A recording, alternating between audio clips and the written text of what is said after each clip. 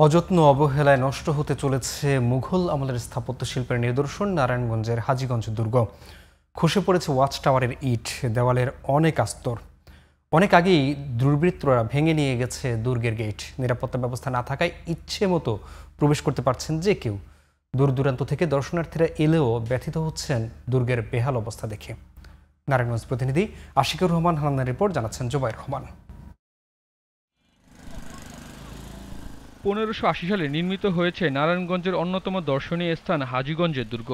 ঈসা খাঁর শাসনামলে তৎকালীন পর্তুগিজ ও মগ জলদস্যুদের আক্রমণ থেকে ঢাকাকে রক্ষা করতেই নির্মিত হয় ট্রায়াঙ্গেল অফ ওয়াটার ফোর্ট বা ত্রিভুজ জল দুর্গ। বর্তমানে দুর্গটি একটি আকর্ষণীয় দর্শনীয় স্থান হলেও যথাযথ রক্ষণাবেক্ষণের অভাবে নষ্ট হওয়ার পথে স্থাপনাটি। একসময় অনেক পর্যটক এলেও মাদক সেবনকারী ও ছিনতাইকারীদের কারণে দুর্গটি পরিণত হয়েছে নোংরা ও অসামাজিক কার্যকলাপের স্থান। হারানো জৌলুস ফিরিয়ে আনতে প্রশাসনের পদক্ষেপের আশা এলাকাবাসীর। মোটামুটি মানুষজন বাড়বে, এটার আরও নাম হবে, প্রচার হবে। তো আশা করি এটা যাতে আরও ভালো করা যায়। এই কেল্লাটা যদি সংস্কার করা হয় খুবই উপকৃত হবে, এখানে পর্যটক আসবে, সবাই আমাদের এলাকার উন্নয়ন হবে। এটাকে যদি মডিফাই করা যায় তাহলে ভবিষ্যতে আরও ভালো হবে। আমরা বাচ্চা কাচ্চা নিয়ে ঘুরতে আসতে পারবো, খোলামেলা পরিবেশে ওদেরকে চিনাতে পারবো এবং বিভিন্ন ইতিহাসের সাথে পরিচয় করাতে পারবো। ঐতিহ্য টিকিয়ে রাখতে দুর্গটি সংরক্ষণ করা জরুরি বলছেন নারায়ণগঞ্জ কলেজের অধ্যক্ষ।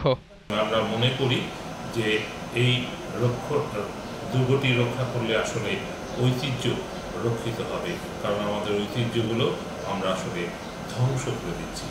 হাজীগঞ্জ দুর্গ সংরক্ষণের সব ধরনের পদক্ষেপ নেওয়ার কথা জানিয়েছেন নারায়ণগঞ্জ জেলা প্রশাসক।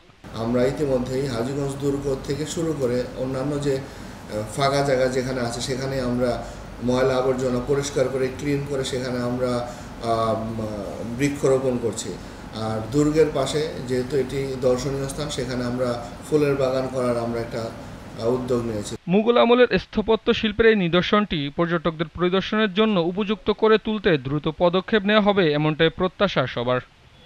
জুবাইর রহমান, জিটিভি নিউজ।